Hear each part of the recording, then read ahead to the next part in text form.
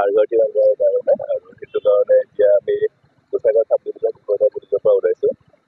ইয়াৰ পৰা গুৰুপ্ৰয়াগলৈ যাম আৰু গুৰুপ্ৰয়াগৰ পৰা শ্ৰীৰামপুৰ যাম। আমাৰ মেইন অবজেক্টিভটো হ'ল যে ইণ্ডিপেণ্ডেন্স ডে আহিছে, লগতে চবে ট্ৰাফিকৰ নিয়মবোৰ মানি চলে।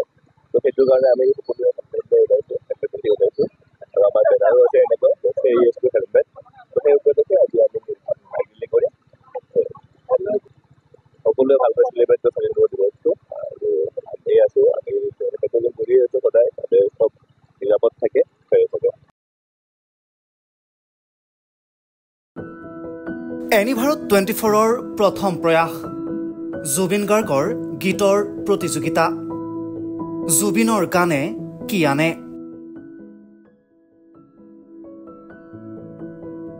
অডিশ্যনৰ বাবে যোগাযোগ কৰক 8638661821 আৰু 8812831556 নম্বৰত।